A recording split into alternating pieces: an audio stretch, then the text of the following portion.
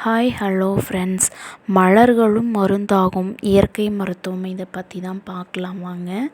This video sponsor by பைமோட்டோ app. இந்த app மூலயமா ப்ராடக்ட் எல்லாம் பர்ச்சேஸ் பண்ணிக்கலாம். அந்த ஆப்போட லிங்க் டிஸ்கிரிப்ஷனில் கொடுத்துருக்கேன்.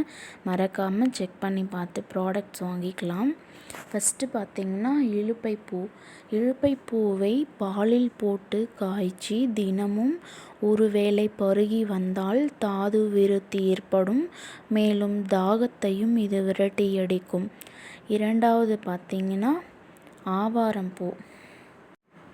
ஆவாரம்பூ இரத்தத்துக்கு மிகவும் பயன் தரும். ஆவாரம்பூவை உலர்த்தி வேளை ஒன்றுக்கு 15 கிராம் நீரில் போட்டு கஷாயமாக்கி பால் சர்க்கரை கலந்து காப்பியாகி பருகி வர உடல் சூடு, நீரிழிவு, நீர்க்கடுப்பு போன்ற நோய் தீரும். ஆவாரம்பூவை உலர்த்தி கிழங்கு மாவுடன் கூட்டி உடலில் தேய்த்து குளிக்க கற்றாழை நாற்றம் நீங்கும். தோல் வியாதிகளும் குணமாகும். அகத்திப்பூவை சுத்தம் செய்து சிறு சிறு துண்டுகளாக்கி பாலில் காய்ச்சி சர்க்கரை சேர்த்து தினமும் சாப்பிட்டு வர சில நாட்களிலே உடல் சூடு, பித்த சூடு நீங்கும். நெல்லிப்பூ உடலுக்கு குளிர்ச்சி. இதனுடன் விழுதி இலை, வாத நாராயண இலை சேர்த்து கஷாயம் வைத்து இரவில் சாப்பிட காலையில் சுகபேதியுண்டாகும். மலச்சிக்கலுக்கு இது உகந்தது. நெக்ஸ்ட் ஒன் மகிழம்பூவின் மணம் கண் நோய், தலைவலி, தலைபாரம் போன்ற நோய்கள் நீக்கிவிடும். நெக்ஸ்ட் ஒன் பார்த்திங்கன்னா தாழம்பூ. இந்த பூவை தலையில் சூடிக்கொண்டால் பேன் மற்றும் வேறு எந்த கிருமிகளும் நெருங்காது. இது தவிர இருதயத்திற்கு வலிமையூட்டி உடலுக்கு வனப்பையும் அதிகரிக்கும்.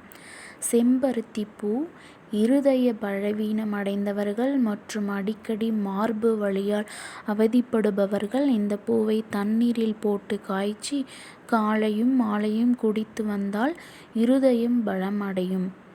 நெக்ஸ்ட் ஒன் பார்த்திங்கன்னா ரோஜாப்பூ. இந்த மலரின் மனம் மனதிற்கு மட்டுமின்றி இருதயத்திற்கும் வலிமை தரக்கூடியது. பாலில் ரோஜா இதழ்களை தூவி குடித்து வந்தால் நெஞ்சில் இருக்கும் சளி நீங்கும். இரத்த விருத்திக்கும் துணை செய்யும் மலர் இதழ். வேப்பம்பூ சிறந்த கிருமி நாசினி இது. இந்த பூ வீட்டில் இருந்தால் சின்ன சிறு கிருமிகள் ஓடிவிடும். உடல் குளிர்ச்சிக்கு ஏற்றது இது. நெக்ஸ்ட் ஒன் பார்த்திங்கன்னா முருங்கைப்பூ. இந்த பூ வயிற்றில் உள்ள கிருமியை ஒழிக்கக்கூடியது. இது எல்லாருக்குமே பொதுவாக ரொம்ப பிடிக்கும் இந்த பூ. நெக்ஸ்ட் ஒன் பார்த்திங்கன்னா மல்லிகைப்பூ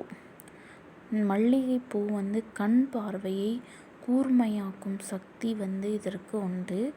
இது வாசனை திரவியமாகவும் யூஸ் பண்ணலாம். கிருமி நாசினியாகவும் இது செயல்படுது. அடுத்து கருஞ்செம்பைப்பூ. இந்த பூவையும் நல்லெண்ணெயும் சேர்த்து காய்ச்சி தொடர்ந்து குளித்து வந்தால் தலையில் ஏற்பட்ட சீதனத்தை கண்டிக்கும். தலைபாரம், தலைவலி, கழுத்து நரம்பு வலி போன்றவற்றையும் இது நீக்கும். நெக்ஸ்ட் ஒன் குங்குமப்பூ. கர்ப்பமாக இருக்கும் பெண்கள் ஒரு வேளைக்கு 5 முதல் 10 இதழ்களை இரவு பசும்பாலில் போட்டு காய்ச்சி குடித்து வர சீதள சம்பந்தமான நோய்கள் நீங்கும். பிறக்கின்ற குழந்தை நல்ல திடகாத்திரமாக இருக்கவும் குங்குமப்பூ உபயோகப்படுகிறது. இந்த வீடியோ பிடிச்சிருந்தால் லைக் பண்ணுங்கள், சப்ஸ்கிரைப் பண்ணுங்கள். தேங்க்யூ ஃபார் வாட்சிங்.